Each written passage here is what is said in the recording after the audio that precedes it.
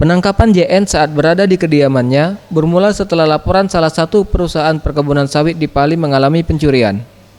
Dalam kejadian ini, security yang memergoki tersangka mencuri buah kelapa sawit bersama rekannya ML.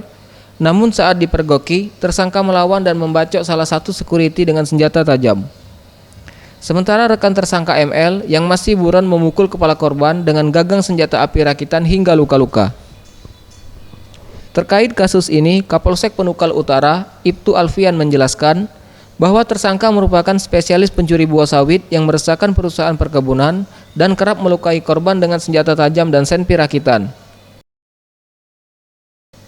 Atas tindakannya, tersangka terancam hukuman penjara 7 tahun dikarenakan melanggar pasal 365 KUHP dan para pelaku yang masih buron masih dalam pengejaran pihaknya.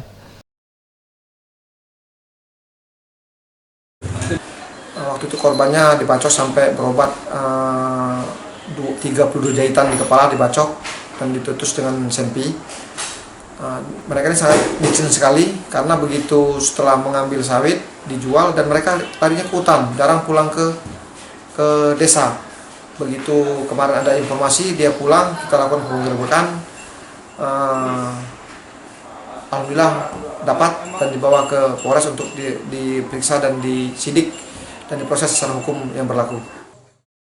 Boris Simbolon, Sriwijaya TV.